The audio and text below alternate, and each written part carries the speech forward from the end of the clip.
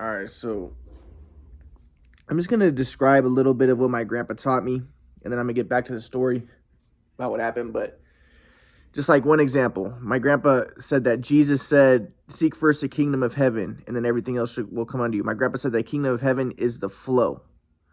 So the flow is, my grandpa talks about the eternal moment. It's transcending dualistic software, the illusion that there's a self and other. It's transcending the self. Okay, but like I said, I didn't understand what he meant. I always thought like, oh, is that some sort of hippie race mixing thing? Like transcend the self, transcend dualistic? Okay, let's all race mix. That's not what my grandpa meant, but I'll get to that, how I started to recognize that. Now, here's some other things that my grandpa taught me. So like, in terms of welfare. So I always, like I said, I was always a communist. Like I was always anti-white communist, and I wanted to believe it's all about like, oh yeah, open borders. Jesus was a brown communist, like open borders and everybody should share because that's what Jesus said. Jesus was a communist. That's what I wanted to believe, right? But here's like some examples that my grandpa would say that broke me out of that. So like, I'd be like, look, Jesus says here, he says, blessed are the poor. So I'm like, see, the poor are the best. But no, my grandpa says, it says, blessed are the poor in spirit. And what that represents is like, blessed are the humble. Like poor in spirit is humble, humility. And, part of humility is being open, right? It's not like saying that the poor is the best. Or like the idea like the least is the greatest. Jesus says the least is the greatest, and I wouldn't be like, yeah, you see, it's the black people, it's the brown people, it's the poor people, because I wanted to mix the white people. That was so I had an ego agenda. I wasn't in the flow. Now I know I wasn't in the flow. That I identified as Jewish, and I had this identity, and I allowed that to cloud my judgments and cloud the way that I saw things. But my grandpa would say no. What that represents, like, let the least is the greatest, is what he was trying to do is he was trying to break people out of rational thinking, rational, logical thinking, to bring them into the flow where it's a paradox. He says like a Zen koan. Dr. Hora, my grandpa's teacher, would talk a lot about Zen koans, and these things are supposed to break people out of rational, logical thinking so they can break free of that to the flow, the transcendence of the ego to the flow. So he's not saying like, yeah, if you're weak and you're poor and you're black and you're brown, and that's what I wanted to believe, or you're Jewish or you're brown or you're black. I wanted it to be like a communist thing, but no. My grandpa said, that's still the ego. That was still my ego. That I wanted to believe that. My ego wanted to believe that. Let me think, what else? So like also like Judas. So now I realize that Judas is kind of a communist, because even Jesus says to Judas, like, stand behind me, Satan. My grandpa says that Satan or the devil is dualistic software, and that's making things happen. That's calculative thinking. That's the ego, as opposed to the flow, which is transcendence of the ego, to the truth, to inspiration, to insight. But my grandpa, so like Jesus says to Judas, stand behind me, Satan. And now I recognize that Judas was kind of was a communist, because like there was that one part where Judas pours perfume on Jesus' feet, and then somebody pours perfume on Jesus' feet, and then it was a woman. I think it was Mary pours perfume on Jesus' feet. But I'm gonna get to my communist ideas of why I thought the Bible was communist before, and how I tried to manipulate it to being anti-white. But I'll get to that much later, in a lot of lectures later, and that'll blow people's minds. But so Mary pours like perfume on Jesus' feet, and then Judas says, we could have given that to the poor. So he's kind of like a communist. He's like, my grandpa would say that he had a formula. He had a program, an immortality project. He thought like, oh, by being a communist, by helping the poor, we will go to heaven. He's still focused on the self. He still hasn't transcended the self. He's still worried about the self. But Jesus says, the poor will always be among you, but I won't, right? Or something like that. I forget. The poor will always be among you, And the idea was, though, my grandpa would say, it's like, what Jesus was saying is, that's a formula. That's the way I was. I was like, yeah, we give to the poor, but I had an ego agenda. It was anti-white. I wanted race mixing, all that, because I saw myself as more of a person of color, as Jewish, more person of color. But my grandpa would say, no. Jesus didn't teach a formula like that would be called the social welfare gospel. Jesus taught the flow, and he's saying, and I won't always be among you. So he's talking about be concerned first with the flow, not with your formulas for salvation. Like, he's more important. Or I forget what he said. He didn't say that. He said, the poor will always be among you, but he said that it was good that Mary poured the perfume on his feet, because he's saying that, he represents the flow. And the flow is greater than Judas's communist ideas. Judas thought being a communist would save him, and that's the right way to be, and he didn't recognize the truth of the flow. In the flow, my grandpa would say, sometimes it is okay to give, but also sometimes it's not helpful to give. But if you're and sometimes it can even hurt people to give. But in the flow, you can discern the truth, and it's not you doing it if you're really in the flow.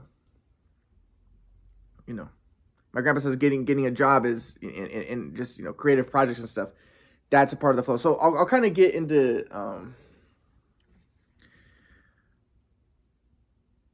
okay, here's another example. Like, I remember I went to Yogananda's temple because my grandpa studied he read the book Autobiography of a Yogi, and my grandpa was a fan of Yogananda and Self-Realization Fellowship. So I went there, and I remember I bumped into this guy, and the guy believed in ancient aliens and stuff, and I didn't like the idea because I always saw the alien hypotheses as white supremacist. Like David Icke, I thought he was just a white supremacist who was against Jews, and I thought it was a way for white people to take credit away from themselves for the bad things that happened, and they could blame it on aliens.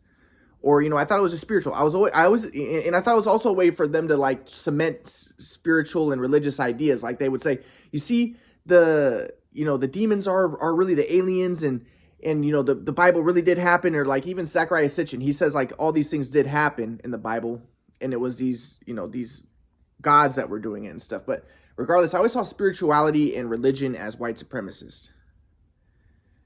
And even David Wilcock, I saw his stuff as just white supremacists, that he's trying to blame the reptilians, who he thought were Jews, and and the Pleiadians are just the white people, and they're the good guys in their mythology. I always saw mythology, religion. I just saw the alien stuff as just a new mythology that was still white supremacist, and spirituality, which was just white supremacist, maintaining the status quo.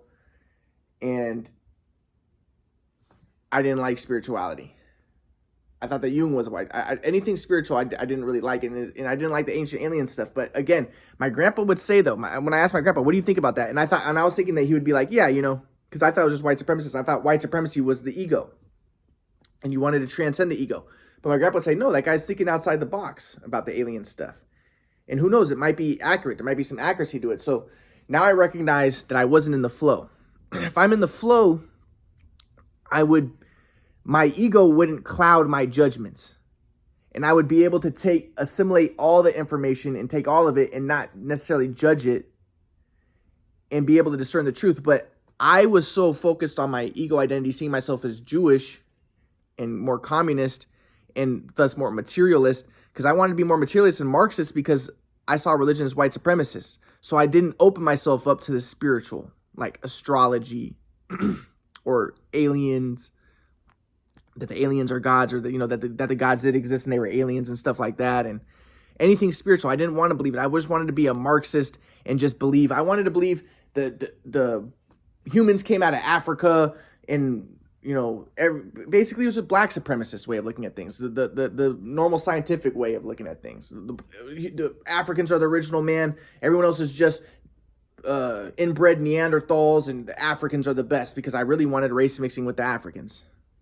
So I didn't want to open myself up to like what's his name, not Zechariah Sitchin, but Melchizedek, the dude Melchizedek, who he kind of describes the idea of Atlantis and stuff. And I always thought the ideas of Atlantis and Lemuria, that's just white supremacists, because I was a Freudian Marxist. I wanted to believe that that's all just their delusions, and really they're white supremacist delusions.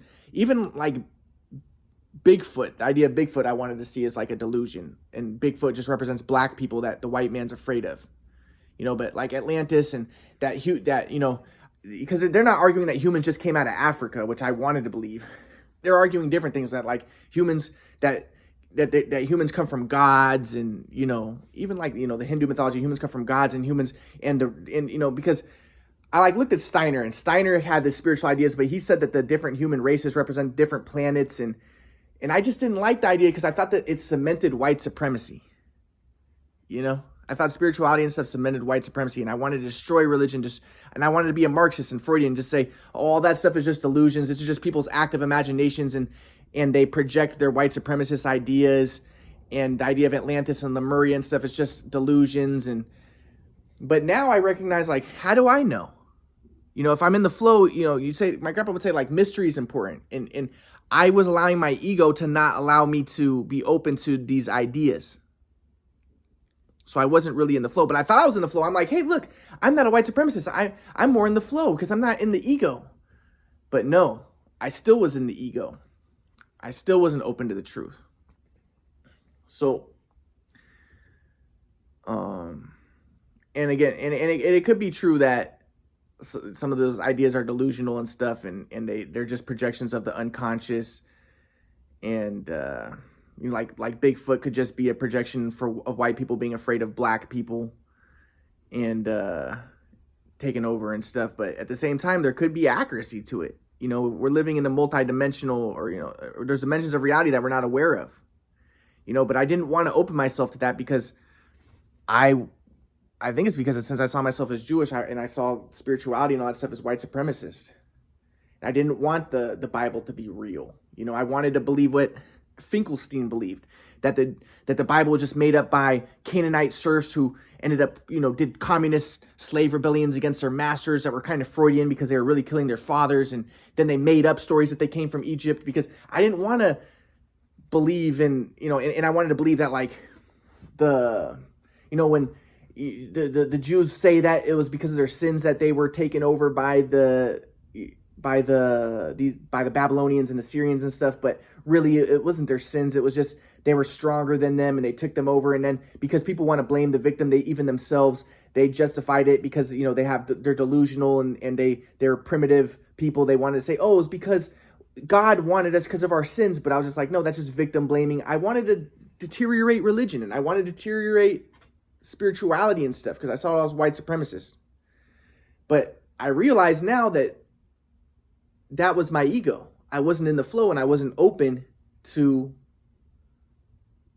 these other ideas. And if you're in the flow, you transcend the ego, and you can assimilate all the different knowledge. And then my grandpa would say, you can gain inspiration, and through all of the accumulation of all that knowledge can emerge insight, the synergy of all of my grandpa explains it better, but the synergy of all of the information that you gained, it can come together and synthesize, and then you can have inspiration and insight to the truth.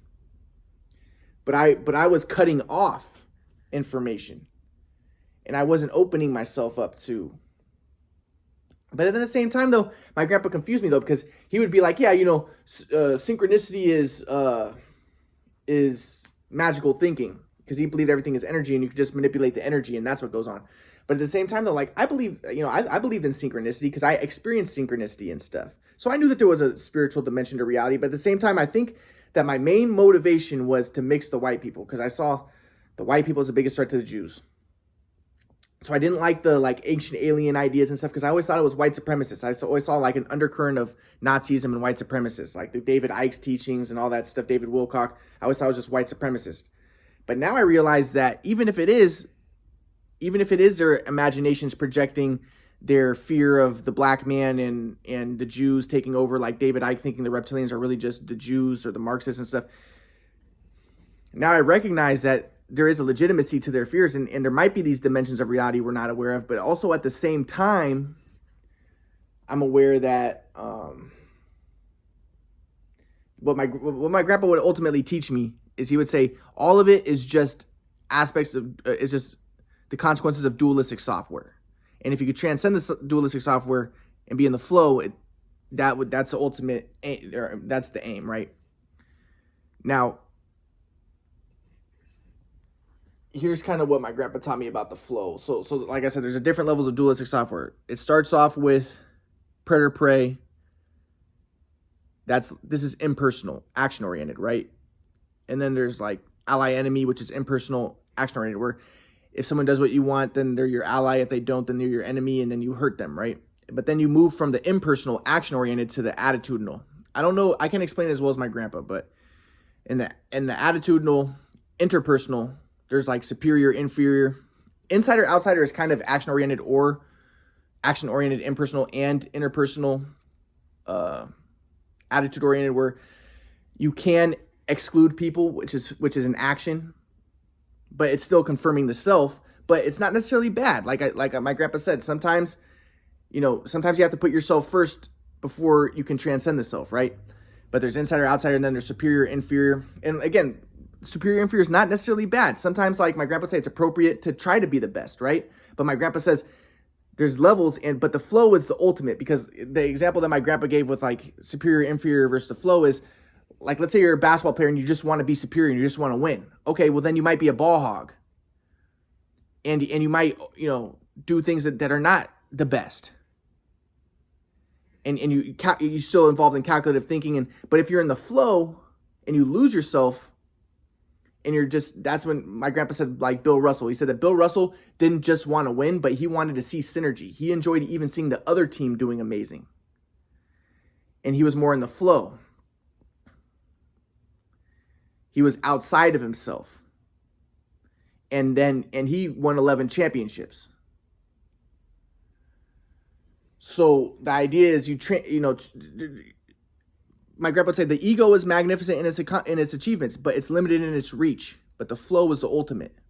So then there's superior, inferior, and there's the different levels of interpersonal, attitudinal consciousness, where it's just more of an attitude as opposed to action oriented, and it's less of a restricted form of consciousness. Then you get to like cooperation. Then you get to mutual participation in national projects, and then you get to mutual participation in global projects, which is moving more toward the flow, because that's not just cooperation. Cooperation is when you're working together with others, but in mutual participation, you're not focusing on others, but you're focusing on what you are working toward, the aim, which is taking you outside of yourself. And then finally, there is the flow, which you can't really put into words. All right, so, and that's the transcendence of the self, and that's the ultimate. And the only way, as my grandpa said, you cannot make the flow happen. Like hippies, they try to let things happen. They go, I'm just going to let things happen. But then my grandpa said that's not the flow. But then there's also people who try to make things happen. And that's not the flow. But my grandpa says you prepare yourself to be open to the flow. You have to prepare. And the way you prepare is you gain as much knowledge as possible. You study, you exercise, you do stuff. And then, you work. You go all out. And then my grandpa says it's an expected surprise, and he said an expected surprise, which is an oxymoron, or a anticipated accident. Then the flow can occur. But you can't make the flow happen. That's why my grandpa says that the Bible says salvation only comes through grace. Because my grandpa says the self cannot save the self. You cannot make the flow happen. The ego cannot transcend the ego. It only comes through grace. But you can prepare for it. I'm going to get to that. So I'm going to continue next lectures.